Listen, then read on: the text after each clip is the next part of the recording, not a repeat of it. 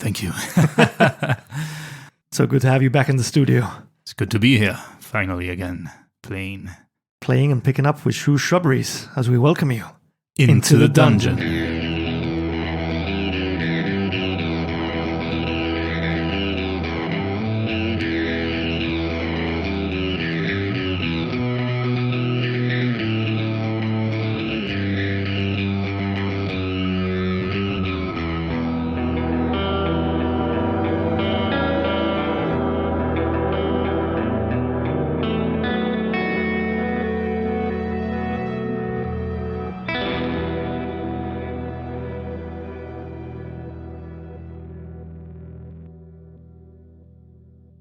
This week we find ourselves back on the Tribal Trail, alongside our heroes through Shrubberies, who had just emerged victorious from a battle with the bandit camp, and had gone off exhausted in search of a place to offer them respite for the night, as they tend to their aching muscles and their sheer exhaustion. We had left off with Shrew casting Pass Without a Trace, and then moved on for just half an hour. And so we're going to start off tonight's session with that survival roll that you so desperately wanted to finish the last one with. Alright. Okay, I'm gonna roll Big Boy, which I have to say it has been brought to my attention that is not that big. So it's not the size of the wave, it's the motion of the ocean. Yeah, but I don't know, it feels inadequate to call it Big Boy now, so I'll call him Medium Boy. So Medium Boy. With disadvantage because you're still exhausted. Oh, damn it. That's a total of 7. And so our weary adventurers trudge along the Tribal Trail, the dead of winter, their bodies heavy with exhaustion, and the spirits tested by a relentless night of travel and battle, as they long for a sanctuary to rest and recover. The world around you is cloaked in a deep, bone-chilling darkness, with the faintest hints of dawn's first light beginning to pierce the horizon. Your footsteps seem to echo ominously into the stillness, crunching through the snow-covered ground which has begun to fall, as you make your way in search of a suitable place to make camp. You march along the Tribal Trail, your breath visible in the frigid air as you struggle to keep your eyes open. You've been pushing for the night, feeling weary after your battle. The biting winter wind gnaws at your skin. You can feel the exhaustion pulling you down with each step. The sparse forest on either side of the trail seems to close in on you, its branches weighed down with the snow, casting eerie shadows in the dim light. True Shrubberies continue desperately trying to find a safe place to make camp, to rest their aching bodies and attend to their wounds. But the trail seems unyielding, refusing to reveal a sanctuary to you. It stretches on endlessly towards Phandelin. There's a creeping fear that you might be lost. But then after a short while, almost as if answering a silent plea, you stumble upon a small clearing, bathed in the faint light of dawn. The sight is a relief to you, almost like finding an oasis in the desert. The snow glistens like a silver carpet, beckoning you like a siren's call. The scent of pine fills the air, carried by a gentle breeze that stirs your weary senses. Unfortunately, there's no source of water nearby, not much protection from the elements, but it's a reassuring sight nonetheless, and a potential place to respite from the march on your aching bodies. This place looks as good as any, Shrew. I don't know how much longer I can go on. Well, it's not what I had in mind. I was hoping for a more enclosed space, somewhere we could hide from prying eyes, but it will have to do. There's not much sense in us carrying on, wandering around. Yeah, as you say, I'm exhausted, and I'm sure you all are too, so let's hunker down. Let's have a much-needed sleep. So Fabian and Murkob set off making up camp, pitching your tents, start to get a little fire going, keep you warm from the elements. What order are you going to be taking your watches in? I'll keep the first watch, and then you guys decide how you want to take turns. But I'll take the first one. You all can rest. I mean, Shrew will take the first one, and then suppose Fabian, Fena. I mean, is everyone gonna take a watch? Murkob? Probably good idea, so that you all get a full rest. Then after Fena, Murkob, and we'll let Sister Grell rest. She's not an official Shrew Shrubbery, so we'll let her rest. You don't have to take a watch. So your companions take to the bedrolls for some much-needed rest, and Shrew takes his watch. While Shrew's taking watch, you can hear the campfire crackling softly, casting dancing shadows on the surrounding trees. As the forest around you starts to awake, you hear the soft rustling of leaves and the calls of some birds, but your watch passes without incident as the light of dawn starts to get stronger and brighter. This is gonna be a problem. I like to sleep in darkness. This damned sun is gonna keep me awake. I walk up to Fabian and I don't kick him, but I put my foot on him and shake him with my foot. Fabian! Wake up, lazy bones! Come on! You slept enough already. It's my turn now. I'm exhausted. Join the club. Yeah, then it's all gone well. The problem is the sun is rising now, and it'll be harder for me to sleep. I can pull your cloak over your head. True. I'll welcome the warmth, I imagine, too. Anyway, good night. Be safe. Sleep well. Thank you. I get close to the fire and I wrap myself up with my cloak, put the hood over my head to try and block out the sun as much as I can. So Fabian takes his watch, and much like Shrew's, it's rather uneventful, and he goes to wake Fenna. Fenna. Caspus. Oh, Fabian, it's my turn already. Yes, it's been rather quiet. We'll have to be vigilant. We're out here pretty much in the open. As you can see, the sun's well risen now. Alright, well, I hope you can get some rest. I'll take my watch and wake Murkub after. And with that, Fabian tucks back into his bedroll, pulling his cloak tight around him and covering his head. And with that, Fenna goes to take a watch. As the makeshift camp lies nestled underneath the canopy of these sparse trees, blanketed by a shroud of winter's chill. The fire crackles with its feeble warmth, struggling against the encroaching cold. Fenna huddles closer to the flames, her eyes momentarily fixed on the mesmerizing dance of the flames, with their orange hues painting a canvas of flickering hope. Caspus sits nearby, his fairy bulk a stark contrast to the diminutive gnome. Thus far, Fenna has struggled to communicate with this enigmatic badger. However, she feels a peculiar sense of connection today, a tugging in her heart that urges her to try once more, and to try some of the sounds that Shrew has been teaching her. Caspus, I had a dream, I saw you in it. And in that dream, Segurgen granted me the gift to understand your kind, but I've been trying to talk to you, and it doesn't work. I don't know how to use my gift. Segurgen told me to listen with and to speak from the heart, but nothing seems to work. Don't tell Shrew, but I've got half a mind to try and nurse you. Caspus raises his head, his deep obsidian eyes meeting Fenna's. With a flicker of understanding, his bushy eyebrows twitch, almost as if he were processing her words. Fenna continues, her voice quivering with excitement. I faced so many challenges and adventures over the last few weeks. Orcs, goblins, were-rats, ogres, and a thunderball. There's also that time I got lost in the forest. But somehow I feel as if you're understanding me, as if I can share these stories with you. Caspus blinks and shifts his massive form. I've been searching for you too.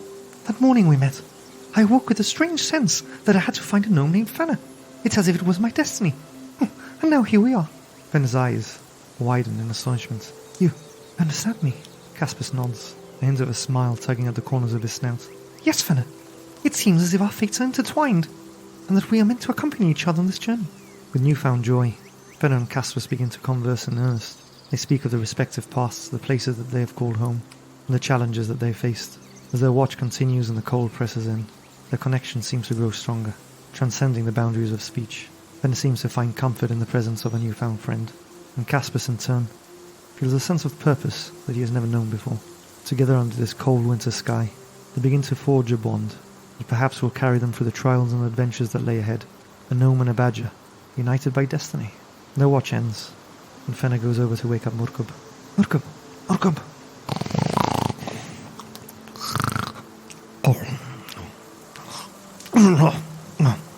No. It's my turn already, Fenna. Got a splitting headache. Well, won't be too long before we gotta get back on the road. You better get some more shut-eye. So Fenna cuddles up with Caspus, tries to get a couple more hours of sleep, whilst Murkub takes his watch. Murkub's watch comes and goes, with nothing of note happening, and he goes round the camp, one by one, prodding each of Shrew's Shrubberies and Sister Gorel with his boot. Come on now! Time to get up and go. Rise and shine. Don't be so rude. There's no need to kick around. I'm getting up. I get up and still cover my head with the cloak slightly, just to fend off the rays of the probably by now afternoon. Yeah, it's just past lunchtime. You can feel the pangs of hunger now striking in the stomach. I'm rather hungry. Should we have a quick I don't know, breakfast or lunch or whatever this is, and before we head off. All we've got is rations. Rations will do. Anything will do. But yes, I think it's probably wise to have something to eat. Even though we've had some rest, I still feel pretty tired. Yes. We might need another good rest. Back at the Stone Hill Inn when we finally reach Phandelin. I can't wait. So Shrubberies have now regained 1 point of exhaustion. We had, 3? 2. So just to remind our listeners, that means that your speed is no longer halved, but you still have disadvantage on your ability checks. Not good, but we must go on. Also, that was a long rest, right? So I recover all my spells and everything. That's correct. So you guys have your rations. Start taking down your camp for the night. Or rather, the early morning that you've slept through. I think we're still a day and a bit from Phandelin from here. One more night before we arrive at the Stonehill Inn. I can't wait to get back to my shrine. Your shrine? Yes, my shrine. Oh, shrine. Okay. Yes, we actually visited your shrine a few times, but there was no one there. Obviously, you weren't there. I've been wanting to go inside and have a look at it for quite a while now. I'm intrigued. You're most welcome to come and visit my chambers. Yes. The shrine. I'm talking about the... Yes, well. Yes, Look at that. Look at that there. A pigeon. What? It's a pigeon. It's flying above us. It's a good omen. It means we should get going. Let's go. And I walk off in the first direction that comes to mind. I'm not really thinking right now. I'm just trying to get away from this situation. Well, I'm assuming you're going back towards the trail. Well, I'm not thinking, so I just walk off. I don't know what direction I've walked off into, because you know when you kind of start getting flustered and everything starts blurring and you don't really know what you're doing. You're just reacting. That's what's happening. So I just walk off. Shrew, where are you going? The trail's that way. What? Yeah, no, of course. I'm just going to take a morning tinkle. That's all. Wait for me. And I wasn't, so I just act like if I was and turn around and get back to the right trail. Are you guys going to use your full 8 hours of travel today then? Well, yeah, I imagine so. I mean, it's not like we can sleep again. And 8 hours is a maximum, so we won't incur another point of exhaustion. So yeah, I want to get back to Phandelin as fast as I can now. No more detours. So 8 hours. Very well. So you guys continue down the tribal trail on your way back to Phandelin, which you can feel now is tantalizingly close. It's only taken like 20 episodes to get there. The afternoon comes and goes. The sun's starting to set and dips below the western horizon, starting to cast long shadows over the snow-covered landscape. It's now about 10 p.m. as your party finds itself trudging along the tribal trail in the heart of winter. The air is crisp and bitingly cold, each of your breaths forming a cloud of mist that hangs in the air before dissipating into nothingness. Snowflakes lazily drift down from the darkening sky, settling upon your cloaks, as if nature itself is trying to blanket the world in a hush. The trail continues to stretch out before you, now winding through an area with dense forest trees, their branches bare and covered in a delicate layer of fresh snow, looking almost skeletal, as the trees creak and groan in the wind, creating an eerie, almost haunting ambience. The only sounds now, the crunch of your boots in the snow, the soft whispers of the freezing breeze. As you continue your march, you can't help but notice there's tracks in the snow. This part of the trail seems well travelled. You can see footprints of other travellers who have passed this way before you. Some more recent, heading towards Phandelin. The edges crisp and sharp, with others partly filled with snow. Evidence of journeys made several hours ago. You also notice several animal tracks, the telltale signs of local wildlife. The sky above you now is a deep velvety blue, scattered with twinkling stars that seem to pierce the cold with a distant icy light. With each new step, you feel the cold seeping through your boots and into your bones. Constant reminder of the harshness of this winter journey. Your breath now forms icy crystals on your clothing, as your fingers and toes tingle with a persistent chill. The weight of your gear pressing down on your shoulders, you feel the stiffness in your muscles from another day travelling through the snow. The need to make camp now becomes apparent. You need to search for a suitable spot. I'm going to ask you to roll for survival. Total of 9 with disadvantage.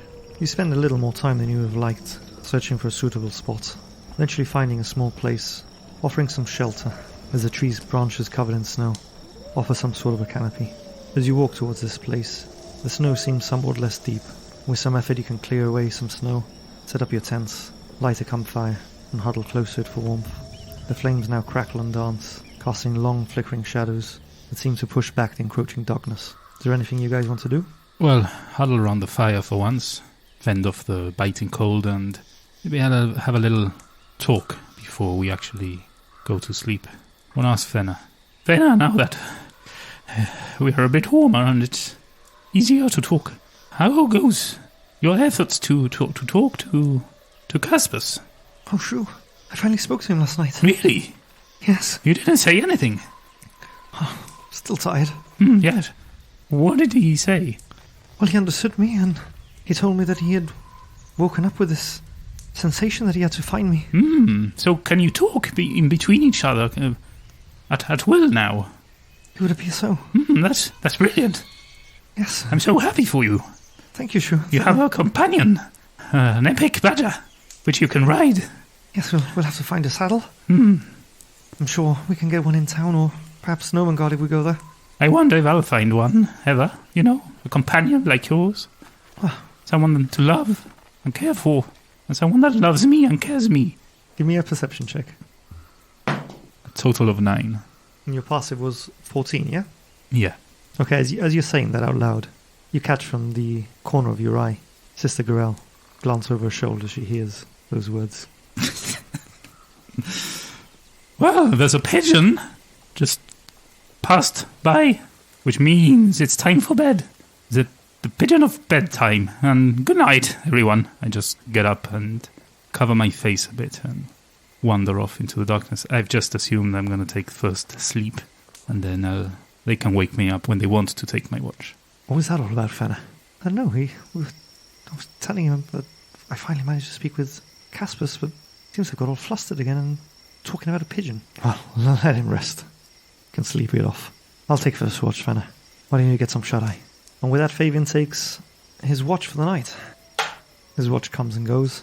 He wakes Fenna, who takes her watch with Caspus. She spends much of it conversing and bonding with him. And again, nothing really happens. She goes to wake up Shrew. Shrew? Yes. Yes. I'm awake. All good.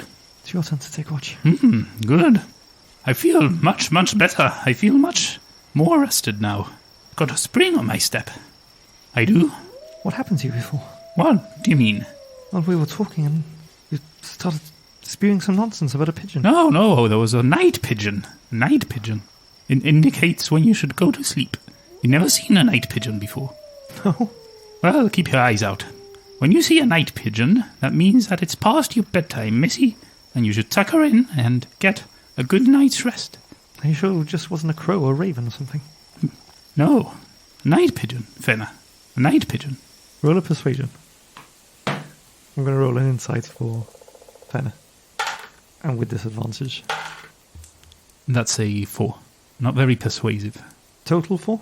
Yeah, I have a 0 for persuasion. Perhaps on our travels tomorrow you can tell me a bit more about these night pigeons. It's not really something I've ever really heard of, but I'm intrigued. I didn't catch any sight of it. It's okay. Maybe it's a halfling thing, you know? Maybe. Oh, like a story mothers tell their children to get into bed. Perhaps, yes. That makes sense.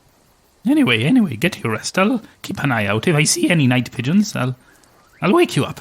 Well, don't. But next time, okay, next time you see one when we're talking, maybe I can catch one. If I catch one, I'll show you in the morning. How about that? We can have it for breakfast, even. You can eat night pigeons? Yes, it's a pigeon. You can eat wood pigeons, night pigeons, day pigeons, all kinds of pigeons. You can eat them. Well, I shouldn't, really. I'm a druid, Fenna. Well, I've seen you stuff your face with sausages. Yes, I know, but I've been thinking, perhaps I should give the old sausages a rest, Fenna. What do you think? Well, probably difficult.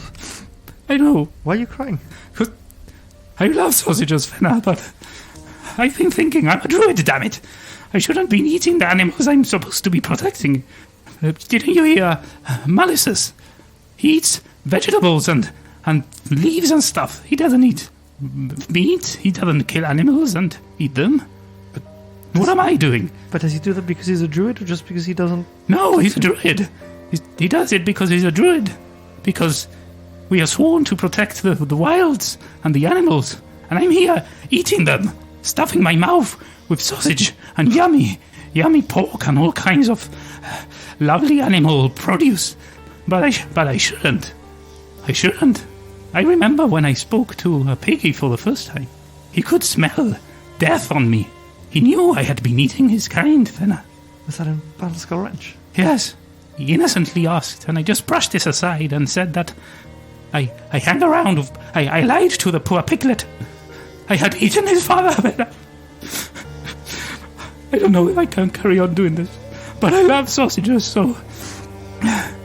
Sorry. I've been thinking about it for a while now, but... Fenna reaches under a cloak and offers you a pouch to breathe into, as you've seen her breathe before. Oh, the magical pouch, give me. Oh, much better, Fenna, thank you. Thank you. Anyway, sorry, I don't want to keep you up any longer with my nonsense. Go to sleep, I'll be okay. Are you sure you're going to be alright to keep watch? Yes. I'm better now, thanks for the magical bag. Good night. Good night. You see, she seems a little unsettled. I wipe a tear off my eye and turn around and walk a distance to the edge of our camp to take watch. So Shrew goes to take his watch. You keep an eye out for any night pigeons? Yeah, I'd probably be leaving my own lie, so to pass the time I'm hoping that I see some kind of night pigeon so that I'm able to justify my lies to Fenna. You don't see any night pigeons, but you do catch the occasional glimpse of some bats flying through the canopy of the trees. After a short while, you hear the distant rustling of boots in snow. Here we go. You're hearing some chatter as your ears prick up to listen out. You're hearing it get louder, as if it's coming in your direction. Is Shrew doing anything? Stop!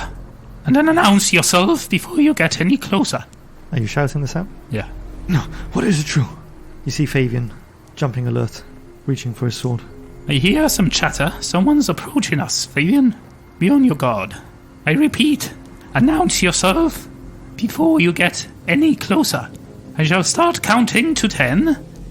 If I hear nothing, I will attack. 1, 2, 3, 4, 5, 6, 7. Wait. Oh, okay. Good.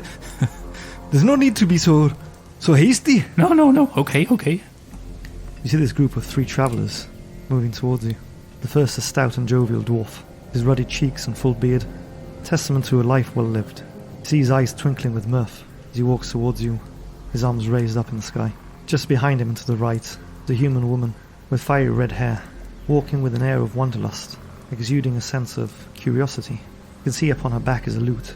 She offers a warm smile as she raises her hands up as well, her eyes sparkling with a hint of mischief. Completing the trio, the tall and slender figure, an elf, his green attire, which would have otherwise blended seamlessly with her surroundings, stands out against the white of the snow, her verdant eyes radiating wisdom as old as the woods themselves.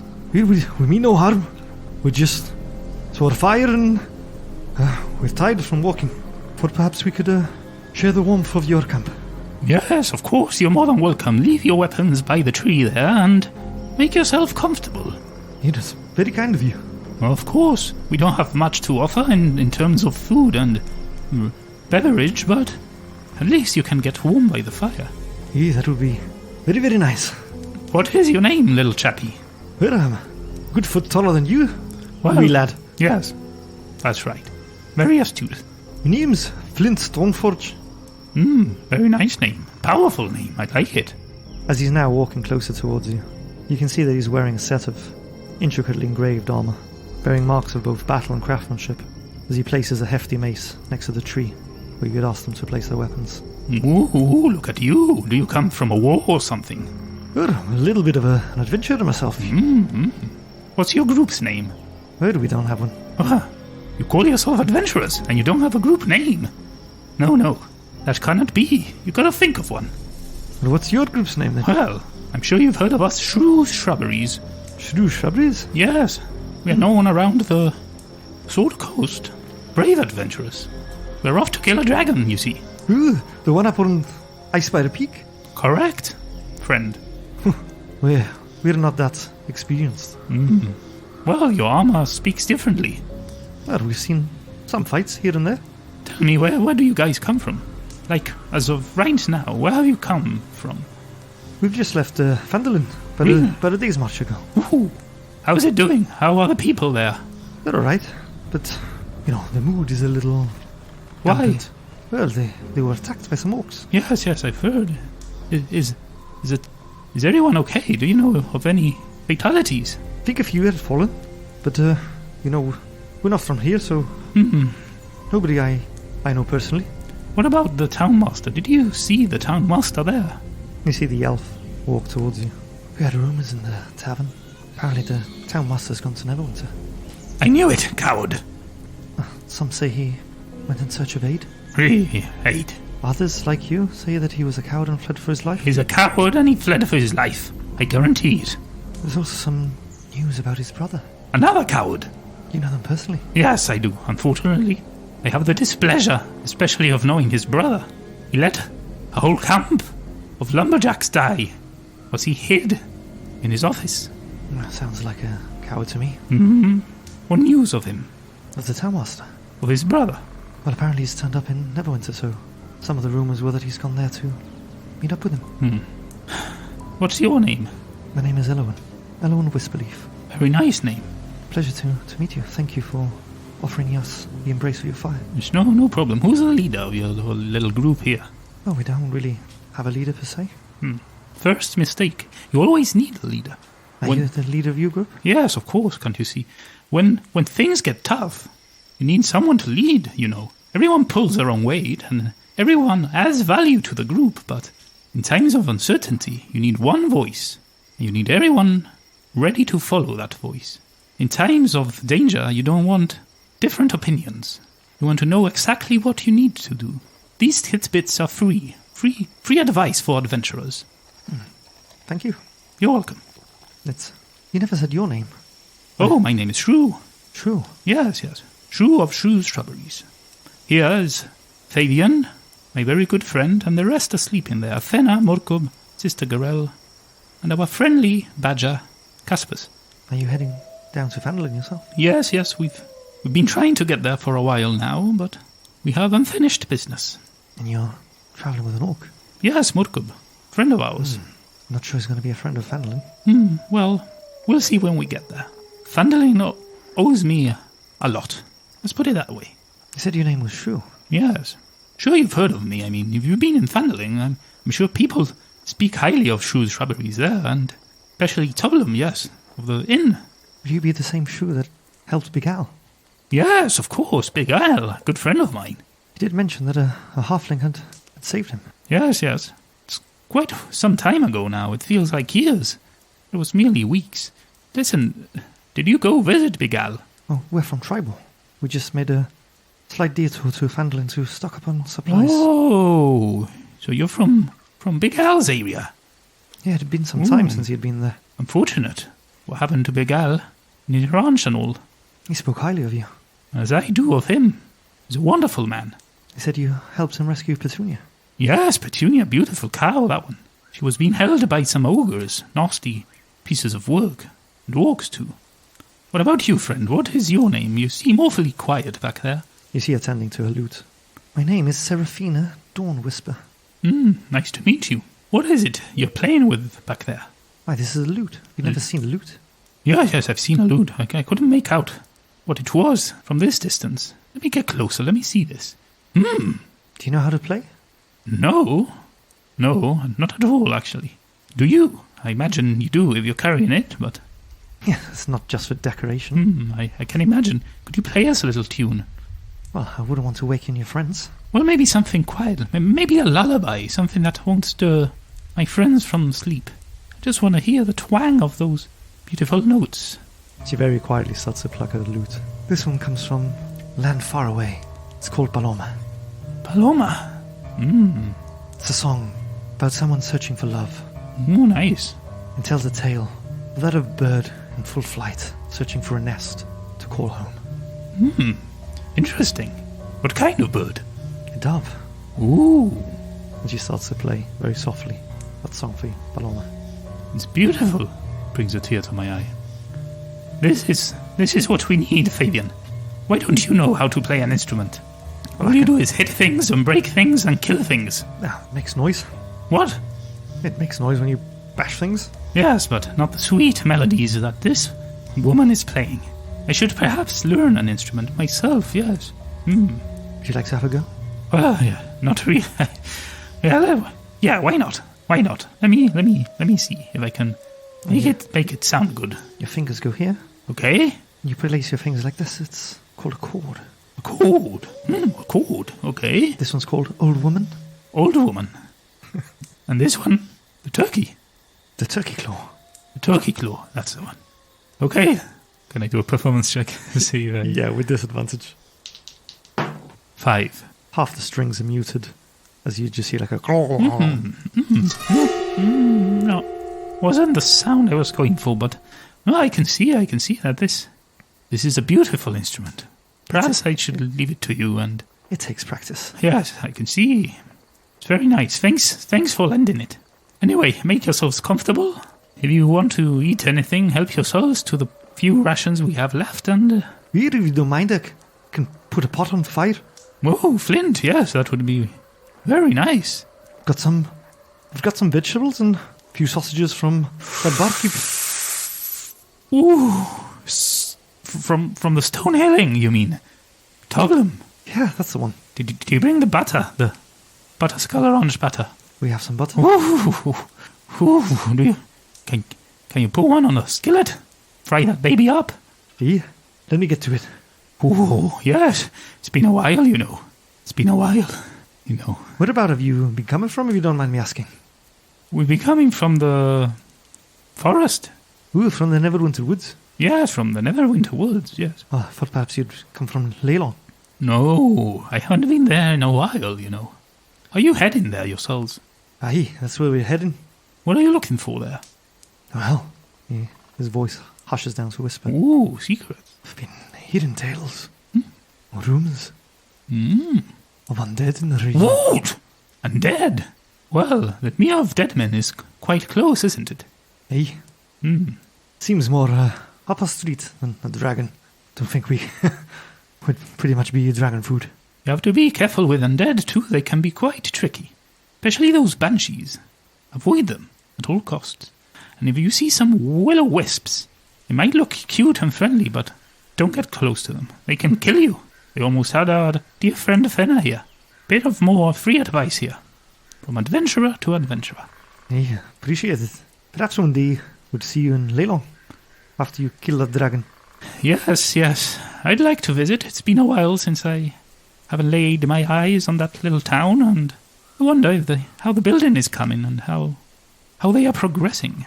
I'd also like to visit the Mere of Dead Men. You see, I'm kind of made my home there. In the Mere of Dead Men? Yes. Strange place to call home. Well, that's where I learned my craft. I'm a druid, you see. You're a druid? Yes. You can turn into fancy animals? Oh, yes. Any I've seen before. Got quite a collection now. And turn into bears, snakes, sharks even. Suppose you haven't seen many sharks in the forest? Oh, not in the forest, no. But in the coast. We were there for a while. Yeah. So you're following the trail, I imagine. Avoiding the forest. Aye. We're heading over to Leylon. Good. Stay on the trail. Be careful. Took care of quite a few orcs already, so perhaps it should be safe for now, but orcs tend to wander the trails too, you see. Yeah, a couple of orcs should be alright for us. Yes, I can see you're experienced adventurers yourselves. Where did you get that armor? Back in Tribal. Oh, really? Didn't know they smelted that kind of armor there. Well, I don't know if they made it there, but that's where I bought it. Oh, right. Did you visit the Lion Shield Costa? Aye, that old woman. Bit of a nasty piece of work, isn't she? Not very friendly at all. She seems alright with us. Really? I don't know. She kind of drove me away. She didn't seem to care for her customers when I went. Very strange. Fabian breaks a laugh. He tried to ask her for a free sword. No. Not a free sword. That's why he's upset. Not a free sword. We were in a need, and we were saving Phandelin. All I was asking for was a favour, to be duly returned. That's all. What about Adabra? Did you meet Adabra?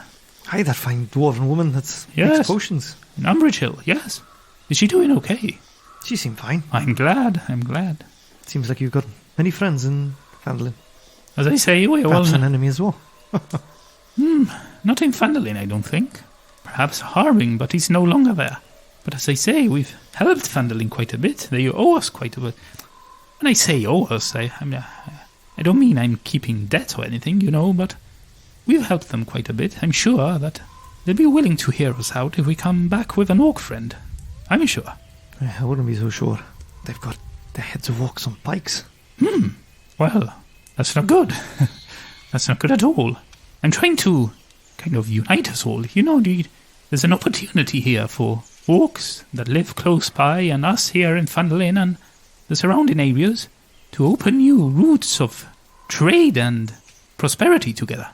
We could live together instead of fighting. Yeah, might be that too soon. They did just sack the village. Yes, but those were different orcs. Those were a cult, working for an evil deity. Yeah, it's up to you, Shrew, but if I were you, I'd probably ask him to blend in a little bit. At least at first. If they want to lock him up, they'll have to do so to me as well. I will not let Murkob hide himself. It's probably wise, Shrew. I've said what I've said. We don't want the whole of the town. I don't care. On our back. They know who we are. Do they? Really? Yes, of course they do, Fabian. We've risked our lives countless times for them. For Phandelin? For Phandelin. And for... When? What do you mean, when? Basically been playing errand boys for damn Harbin. Yes, and we've been risking our life doing so. And you think the people of Phandelin know? You think? The dragon's still there. We weren't there to protect them from the orcs. Don John got killed. We've killed most of the orcs already. We've probably unleashed a were-rat in the town. We've killed most of the orcs already. We come with a cure for the were-rat. Do you think Topham doesn't trust us? Do you think Halia doesn't trust us? Well, I don't really trust her, but... Halia. Sight for sore eyes. Do you think good old friend William doesn't trust us? William's at Knox. Doesn't matter. What about Barthen? What about Big Al? What about... Well, Big Al is from Tribal. It doesn't matter. There's a known name from there. What about Falcon? He's not from Phandelin, but he's a known name. Perhaps the drunk guy that we knocked on the head, perhaps he wouldn't be very keen on us, but other than that, we've got Bernie, we need to cure, but Bernie and Norvus and Dazzling, we have a lot of friends there. Might be a bit soon though to gallivant in with an orc. They have a problem with Murkob, they have a problem with me and with Shrew's Shrubberies. That's fine. Well, I suppose we should ask Murkob what he wants to do. He's sleeping. Let him sleep. No, I don't mean now, Shrew. Whatever. Fabian, I think this conversation is over. Well, I don't think it's going to be over when he sees the heads of potentially his former friends. Well, he's going to see them anyway, isn't he? Yeah, and he's probably not going to want... I mean, I wouldn't want to go into Phandelin. He'd probably want my head on a stake next. Yes, but if he's in disguise and he sees it, how do you think he's going to react? We're going to have to tell him. Well, he's going to see it anyway, but at least he won't have to feel fear of being taken to the chopping block. It's worse. What if he gets discovered? What if the disguise falters? Then we have a lot of explaining to do. We've been sneaking around, trying to hide an orc. For what reason? I say we go in, cards firmly on the table. Everyone knows what's up. Everyone knows everything is above board. You shouldn't have to be hiding. He's not evil. He means no harm. Well, he means no harm now. What do you mean, Fabian? Well, he was with the orcs and with the anchorites. He only seems to have turned when he saw our prowess in battle. No, of course not, Fabian. Don't be ridiculous. Prowess in battle. He turned much before that. You don't turn just... Do you think he was scared and decided to join our ranks? No, he has good in his heart. He saw us. He did the right thing. He saw us fell Zelene. You cast a fireball. That was... He had already decided before all that. We had spoken before that. We had promised him we would help him with his problem. And he had promised to help us back. The friendship, the deal, had been done then. We promised to rid the minds of Zelene. But if we had, and his leader hadn't been slain and had her head chopped off, who's to say that they wouldn't have jumped on us? They didn't join the fight right until the end. Conveniently. Well, I don't blame them. Do you? Of course they're looking out for the safety. Getting attacked. Well, they did what they had to survive, Fabian. You can't blame someone. We're trying to stay alive. But, at the end they did what they had to. And there was that whole thing with the axe as well. Well, we all know that wasn't his fault. Fabian, I don't like you second-guessing Murkob every single day. He's proven himself an ally and a friend. Liability, more like. Oh, kind of like you then. I've saved your ass quite a few times too. Ass. Turning into newts, falling downstairs, killing my steeds. Fabian.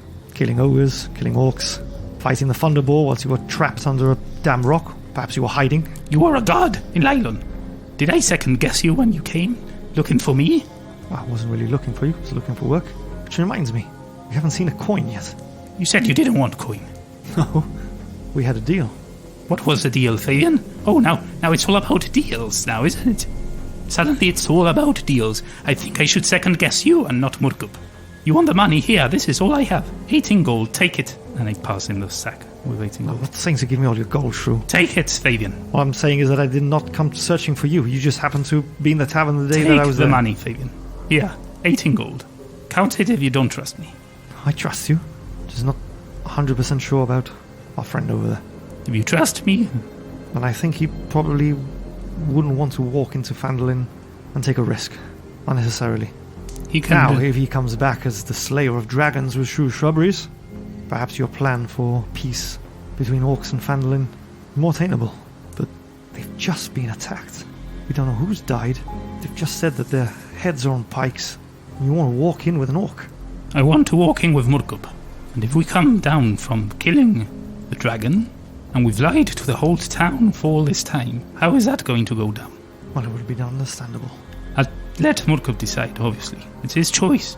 But he either comes with us as Murkob, or he can stay and do as he wishes. I will not have him in disguise in Phandelin. Not with us. Well, you can speak with him tomorrow morning. I'm going back to sleep. Good night. He throws a gold pouch towards you. Are you catching it, or are you letting it fall? I'm catching it. I open it up. I take out 6 gold coins and I toss it back. There, that's your share. He ignores the coins as they fall on the ground and tucks back into his bedroll. He seems a little tense between you. Well... But I don't want to get in the way. No. Perhaps he may have a point.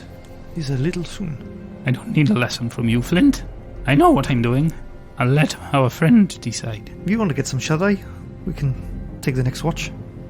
It's okay. I've slept enough. You guys do what you have to. Sleep, do whatever you want. I'll take watch from here on, don't worry.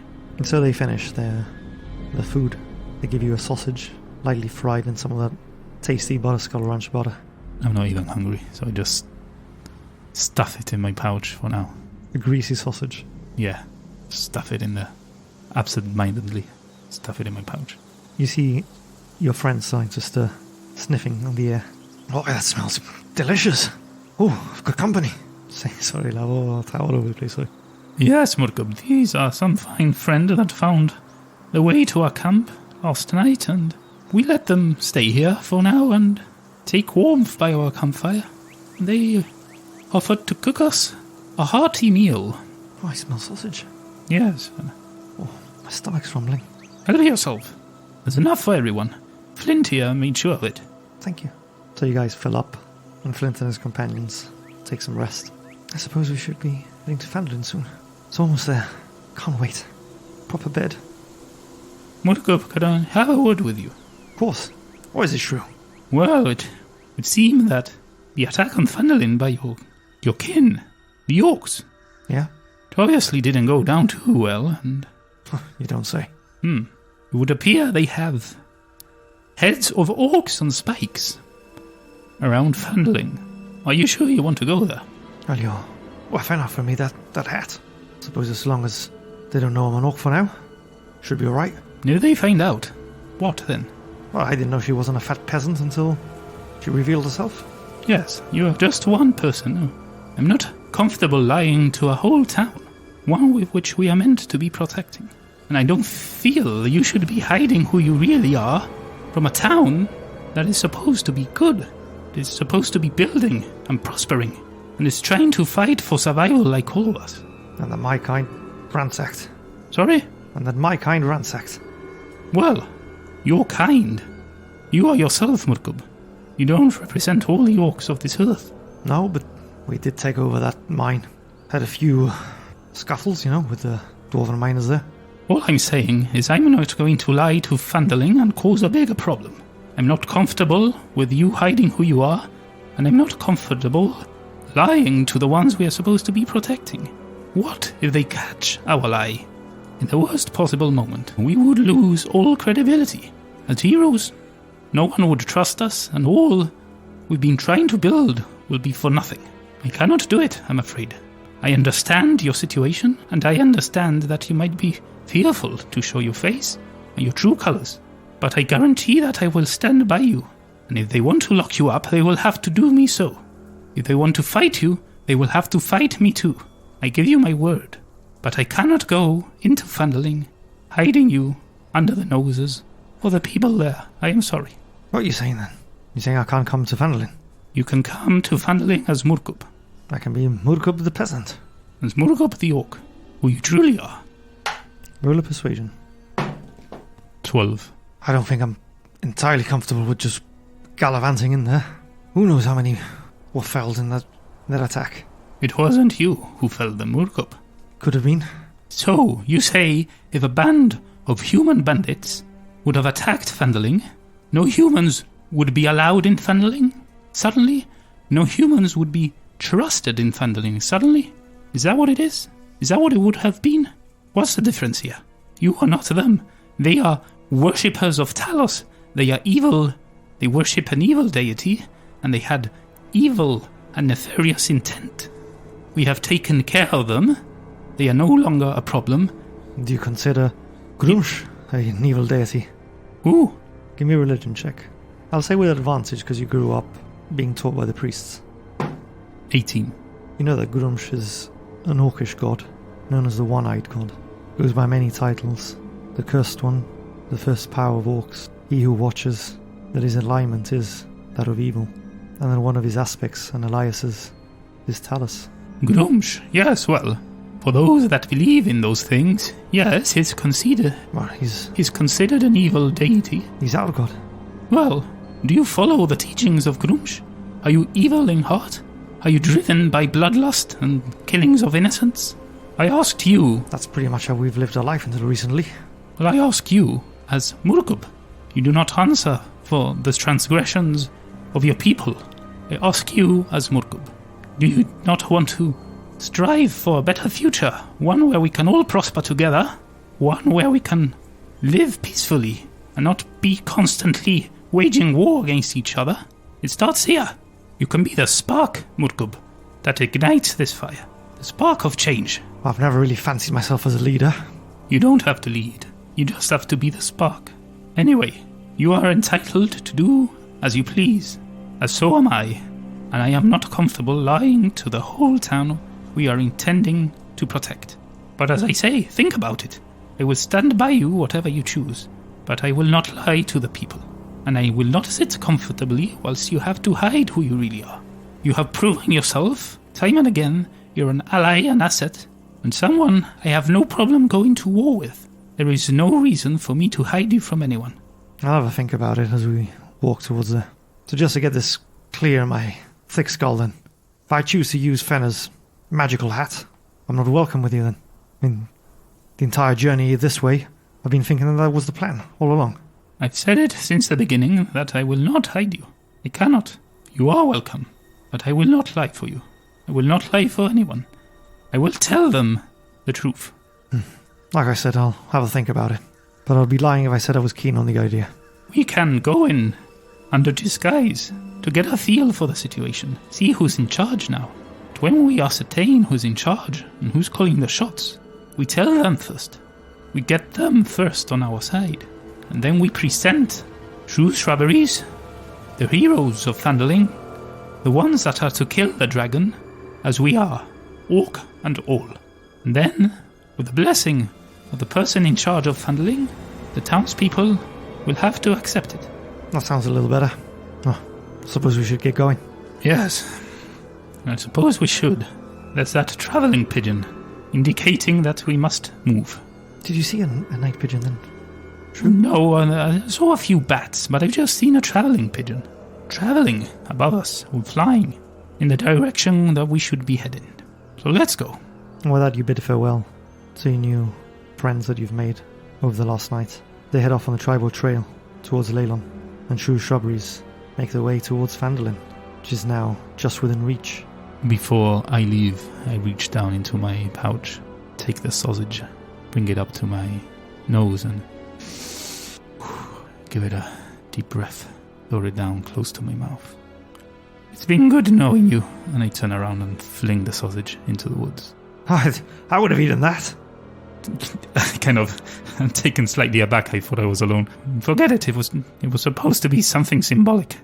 I'm sorry. It's in the woods somewhere. If you want to eat it, go for it. The Shrew Shrubberies make their way towards Phandelin, and as you're now close enough, Murkob asks Fenna for the hat to disguise himself as part of your plan to find out who is now in charge of Phandelin and to get them on your side and understand Murkob's situation.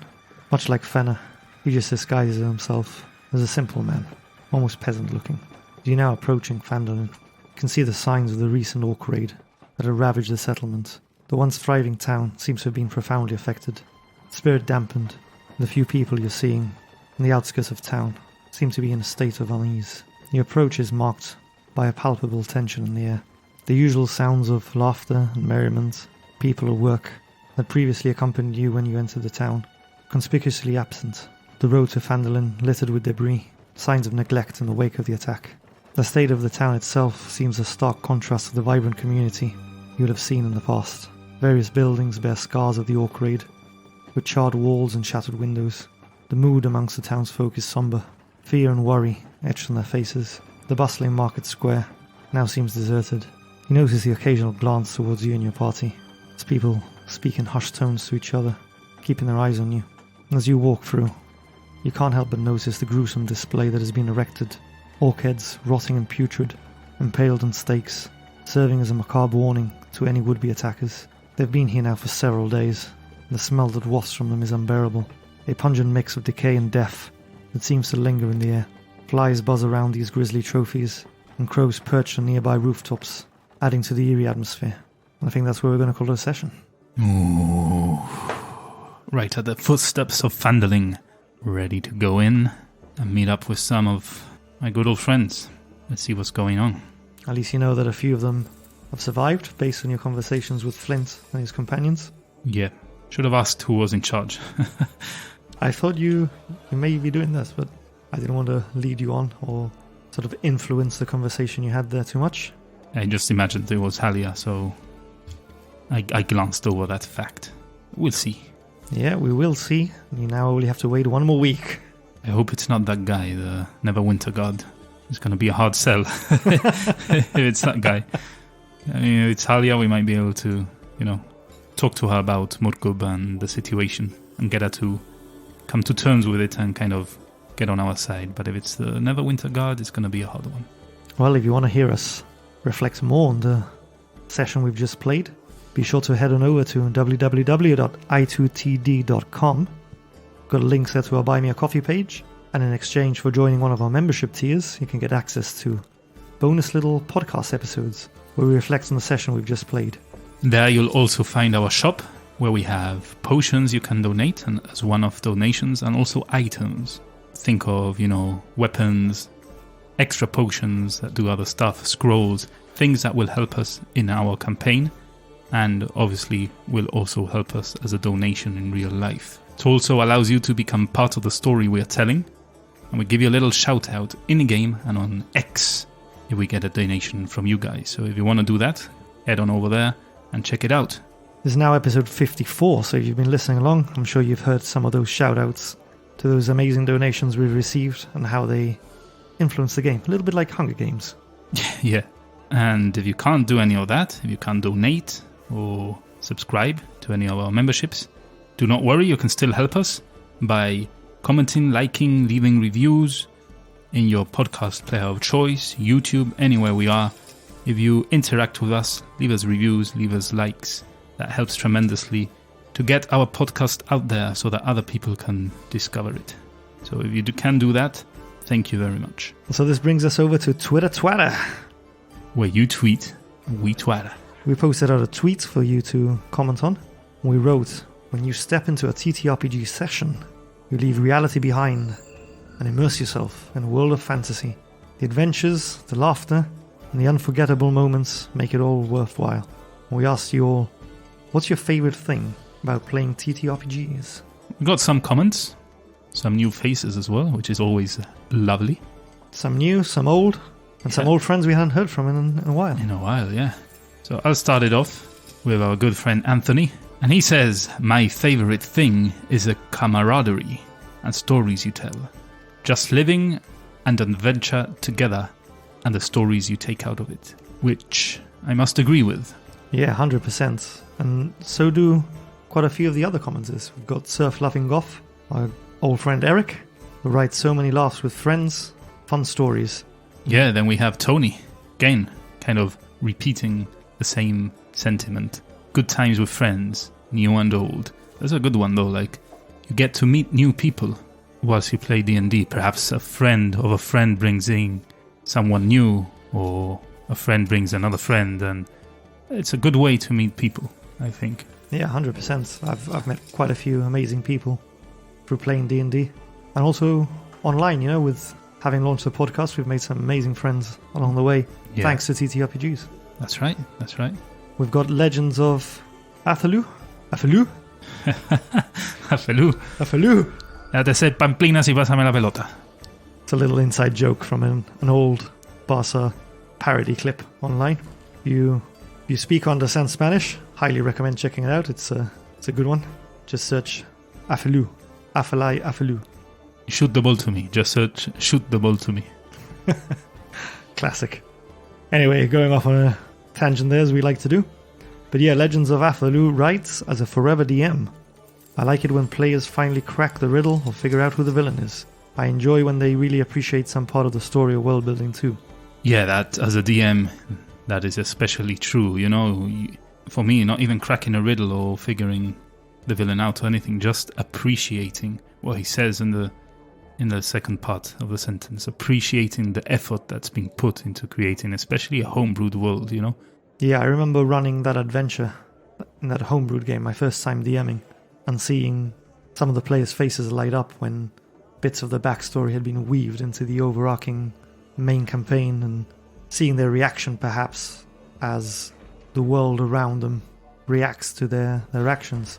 Particularly remember playing with some friends who hadn't played D&D, and they sort of held a shopkeeper to ransom, actually put a knife up to her, and then they were completely shocked when somebody had been sent to rough them up a little for what they had done to the shopkeep. And I remember seeing their faces in complete awe, thinking that this was like a video game, you know, you just threaten and steal and that's it, and not realizing that it was more like, you know, Skyrim perhaps, where you get caught doing it or the person takes offense at what you've done. There's consequences. So those little moments are really enjoyable as a DM. As for me is the process of the players figuring out a riddle, and we've had a few of those on the podcast of late. Yeah, as a player I always enjoy riddles too, and it's satisfying when you crack them. Our last comment here is by Dubious Artiste. He says, my favourite thing is a minutia, however you pronounce it. Getting into the small details of living in these respective D&D worlds. For me, focusing on making sure my character eats, constantly gets new clothing, getting scars and injuries during combat, etc. It's the quickest way for me to get immersed. Do think about that. We don't do any of that here, do we? No. Perhaps we take it way too far in that direction, but as you know by now, 54 episodes in, we love the minutiae as well. Yeah. I mean, perhaps we don't kind of linger too much on making sure the characters eat. Well, they usually eat. Yeah, they eat because we roleplay certain stuff. But it's... We even had a bath scene. Yeah, I suppose. But yeah, all that part about scars and injuries, I quite like that. something that kind of shows how your character has grown or changed with the scars of battle. Or the scars of adventure that Shrew shaved off his head. Yeah, that's what I was going to say, be the mental or physical, because you've got that mental aspect as well of living in a cruel world where you're basically fighting to survive constantly and facing a myriad of enemies and foes that are all out to kill you. So that has to weigh on a person, I imagine. And it did so on Shrew. So it's a cool way to show how your character progresses through the story. 100%. That was the last of our comments on Twitter, and that brings us on to the end of the episode club, the last one standing. Yeah. You know what you have to do. We'll give you a little password. You insert it in a place where you can find us, be it the podcast player of choice, X, Instagram, although we don't really use Instagram at all. But we're there. If you join us in Discord, we are there daily. We're actually now starting a text-to-play campaign there with a few friends we've made along the way, and looking very much forward to that. Matthew from Matthew Nerdy's Nation is sorting us out there. He's hosting. He's the DM. But anyway, you can insert your comment there, and we'll judge the wittiest, funniest, loveliest, the most suck-uppiest. We take bribes. We take bribes. Whatever it is, whatever we feel that's the best comment on that day, it's all for fun, becomes el Guillo mas brother. And we'll add the comment on a channel there we have on Discord for prosperity. And you can take the juicy title and show it off to all the other Discord users. Yeah, for a whole week. But anyway, what is the password? This week's password is for better or worst. Ooh, throwback to the sausage. Yeah, throwback to the sausage and to the plan of action and to going into Phandelin. Yeah. I'll say as well, you get bonus points if you spell worst W-U-R-S-T. And no, Valerie, that's not going for you. It's no slight to you, although you probably will think it is. And I will laugh if I see a comment on that. So extra points there. But yeah, for better or worst. Well, thank you very much for listening and hanging around till the very, very end. We love you and hope to catch you again as we delve into the dungeon.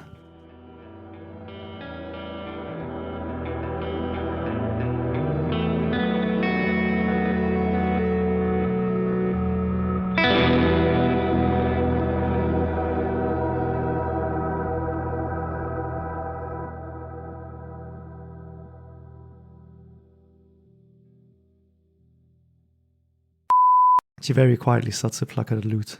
I call this one Flight of the Night Pigeon. So, yeah.